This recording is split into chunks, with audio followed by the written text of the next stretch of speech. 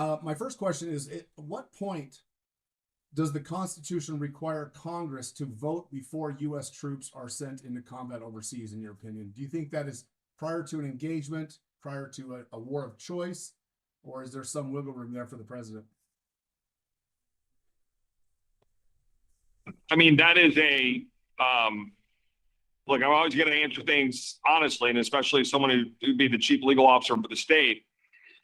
That is a long answer, okay? And I've studied this pretty significantly, both in law school and taking war powers related cases. Remember that when I was in law school, we were in 2003 in U.S. law and national security. We were dealing with a lot of the issues involving Guantanamo Bay and involving how we were dealing with terrorism and so forth.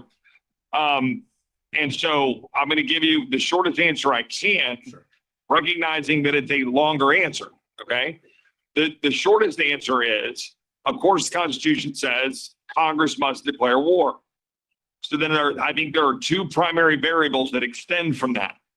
First, what is the power of the commander-in-chief to engage without such declaration, right? And there's a significant amount of law and jurisprudence and, around that. But short version for me is, if the commander-in-chief is defending our country, repelling invasion,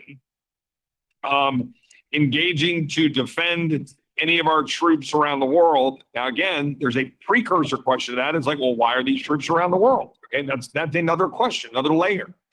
But if they are around the world, then we certainly can defend them. So there are things that the commander-in-chief can most certainly do in a very targeted and limited fashion.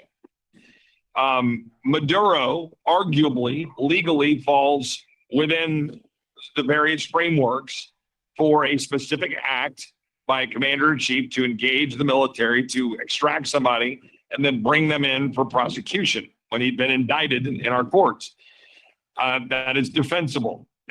Now, that then raises a whole lot of issues. But let me just kind of leave right there that there is a commander-in-chief power. And then now the question is declaration of war. Well, obviously we have not declared war in what, 85 years? I mean, I don't know. But we've had X number of authorizations of the use of military force.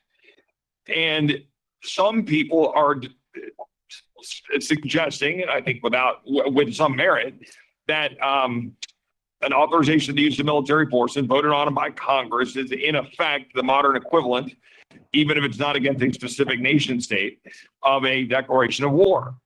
I think that's debatable, but I think it is an operating theory we have to wrestle with, and it is why I strove to repeal previous authorizations of the use of military force, which, by the way, it was a huge deal that we were able to get that done, which I know you guys recognize, but I can't even tell you the behind-the-scenes work it took to force the hand of the war hawks, the warmongers, if you want to call them that, who never met a war they didn't want to lead us into.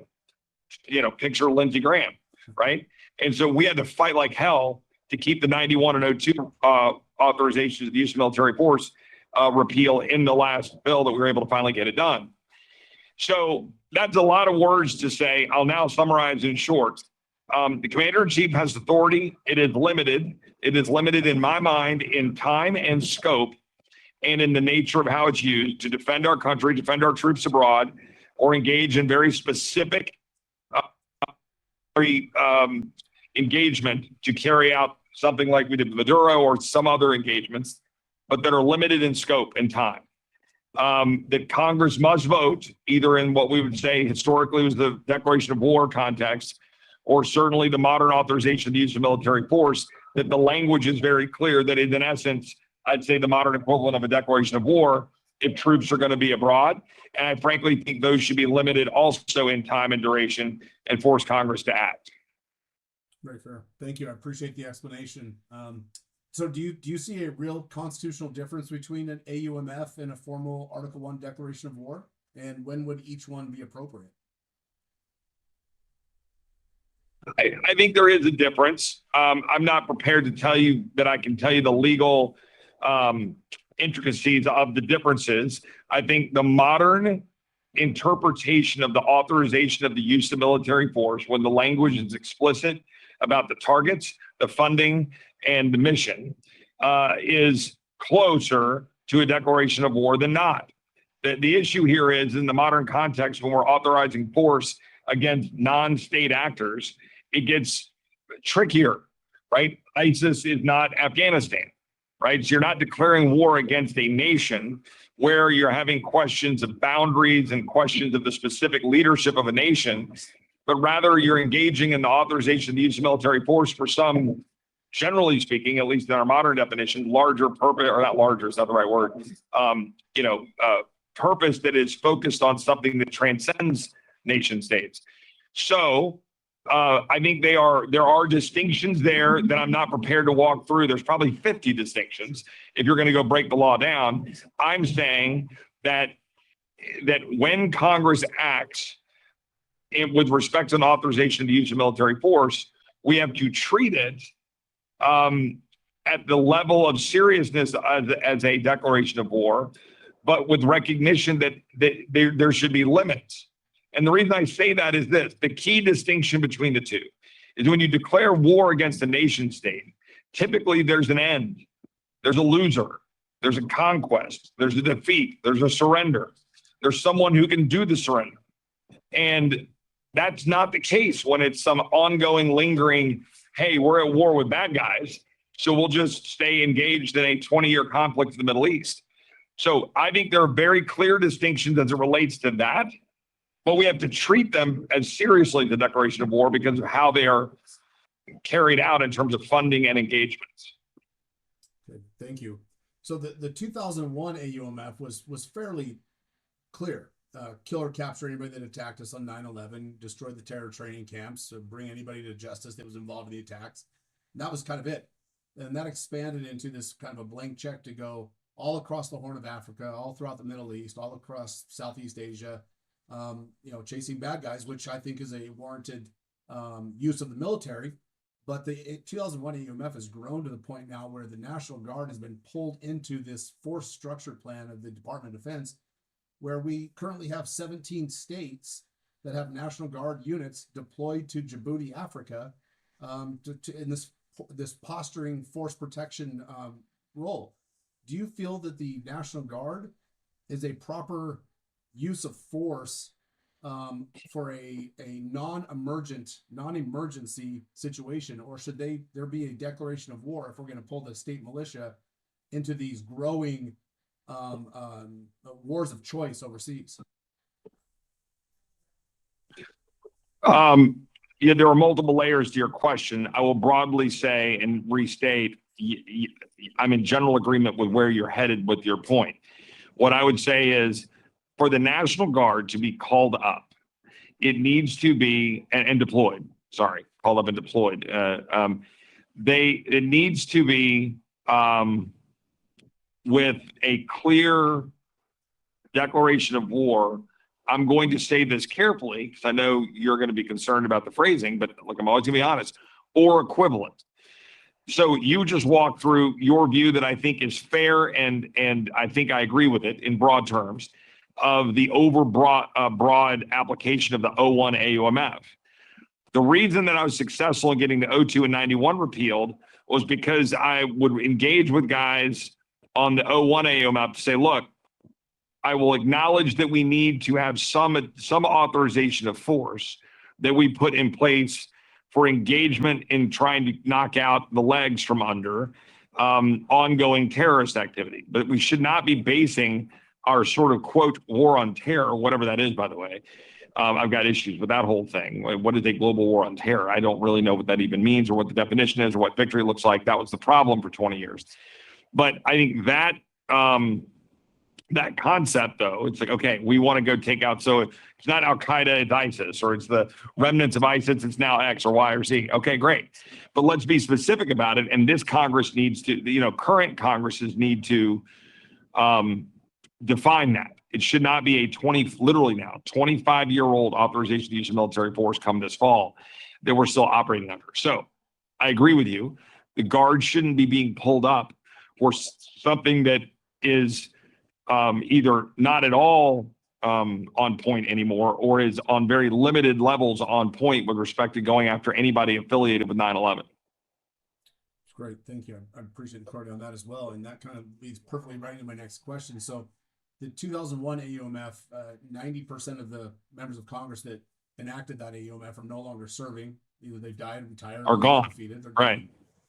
So, do the states then have some duty to interpose and have some role when Congress hasn't clearly authorized, reauthorized, redefined, or clarified a current authorization or a declaration? What can the states do?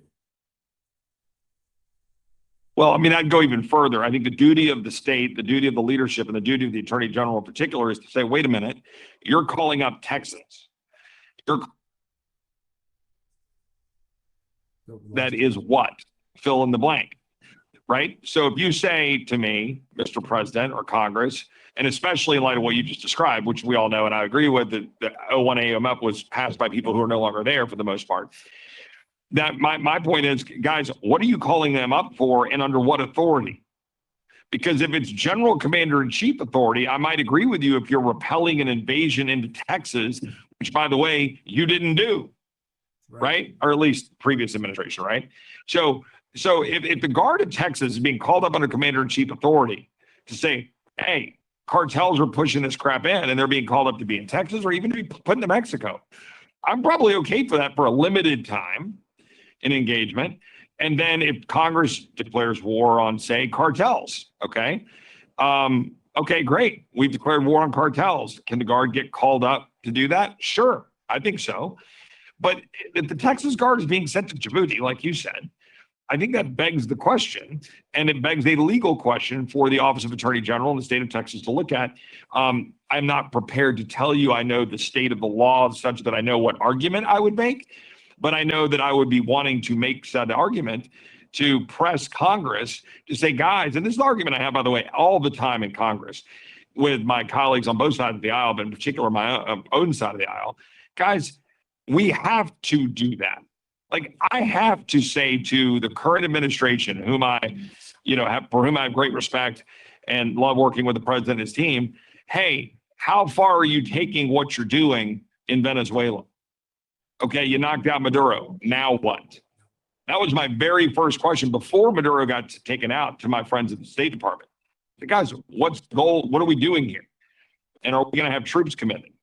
Et cetera, et cetera. So anyway, I think you get the gist. I do, and I appreciate that. So if Texas were to pass a law like Defend the Guard that says that the Guard can't be sent into these overseas combat operations without a congressional authorization, do you see that as yes, I would defend it. You would defend it. Wonderful. And then if there's threats from the federal government, from the National Guard Bureau, from the DOD, which I don't believe there in the current administration there would be because Pete Hegseth has endorsed this bill, RFK Jr. has endorsed this bill, Tulsi Gabbard has endorsed this bill, but other administrations have threatened loss of funding. Would you sue the federal government? Yeah. I mean, I would fight to defend Texas law, and I would fight to defend our citizens, our people, Texas, from being called into what we would be arguing.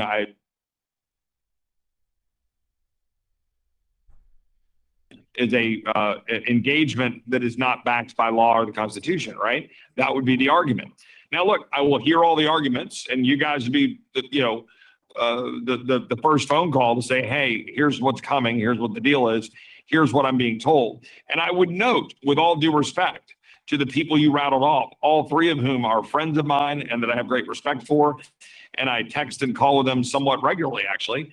But with all respect, I've heard them say other positions that have a funny way of getting kind of soft in the face of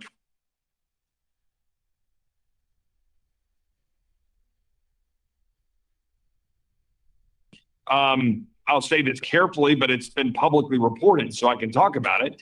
I love Tulsi, and she's pretty good on sort of, Fourth Amendment, protect your rights, like limit government kind of stuff. She's been a little not out there on a limb on FISA reauthorization, for example, right? Like I'm being told right now by the White House, we want a clean reauthorization of FISA. And I'm sitting back as a civil libertarian going, hey, wait a minute. I want to have a warrant And I don't want you to be able to continue to collect data on American citizens without knowing you've got a warrant, et cetera, et cetera. And we're having to have a battle internally, right? So I raised that to say that even with the current administration, even with good friends, you got to have your hat on to say, wait a minute, That's right. hold the phone. I appreciate that. And I know your time is short, so I'm trying to get to a logical conclusion here, but I agree with you. We are a single issue, nonpartisan organization. We happen to be working with the Republicans at the moment because they're the administration in power. But if we can't hold our own people accountable to a standard, then we don't have the intellectual honesty to hold the other side accountable. So with that, Congressman, before I wrap up, I want to give you one final opportunity. If there's any additional thoughts you'd like to share about war powers, the roles of the state, or what you believe Texas should understand about this issue moving forward, anything that you'd like to say in closing? Like, I'll only say this, like, there was a lot of words in all of that. I would just repeat that I believe we are aligned, if not 100%, certainly 99.x%. I'm providing some degree of caveat on the specifics, only because as someone that would be a lawyer for the state of Texas, I have to say, wait a minute. I mean, I got to look at what the specific authorization of force is. I just want to make sure that was shining through, because I literally have to look at that. That's the point. Like, if I'm going to go challenge something, I'm going to have to say, well, is this authorized or not? And then go make the legal arguments. But what I can assure you is that before making those arguments, good or bad, I would be, for or against, I would be calling you guys. But my point is, I think we're aligned. And I think that's the last point I'll make. The state of Texas is going to have to be far more aggressive than it has been in defending ourselves, not against the obvious federal attacks. Those are the easy things. Like, it's more, we've got to protect Texas. And that is the driving force for even running for attorney general. And that includes the overbroad use of war powers as the excuse for all of the things that they do. I'll give you one last example, the balanced budget amendment. Everybody said, well, Chip, aren't you for a balanced budget amendment? Yeah. But when you put an exception in there that by 2/3 vote for national security, they can raise, they can violate the balanced budget amendment and spend what they need to spend. Don't you think we will be living in perpetuity with a authorization of the military such that we have a reason to spend money? That's right. Right. I mean, things like that, people have to realize all these things are interconnected. So I'm sitting in the Judiciary Committee making those arguments. People are like, well, wait, what do you mean? Aren't you for a balanced budget amendment? Yes. And I voted for one, but it has an exception in there that I think is a problem. And it's like, it's not going to pass because it's not going to move it off the floor. But you get my point. Like, I just think that the next layer of all of this that I just want you all to know is that I try to think strategically how to win these fights. And we need to. We've got to use the states to say, stop having it's an endless military conflict that's indebting us, killing our men and women in uniform, and is frankly the engine for big government. That's the truth. Sorry for the rant, but that's the last point. No, that is not a rant. That is music to our soul. But I want to sincerely thank you, Congressman, for taking the time for having this conversation with the RLC of Texas, with Bring Our Troops Home. Because we think that this is probably the most important state issue of our times, is state defense of their own militia and interposing with an overreaching federal authority. And with that, sir, I appreciate your time, and I want to close. And well, Congressman, thank you again for your time. I sincerely appreciate it. Hey, I appreciate it. You guys have a blessed day. You as well.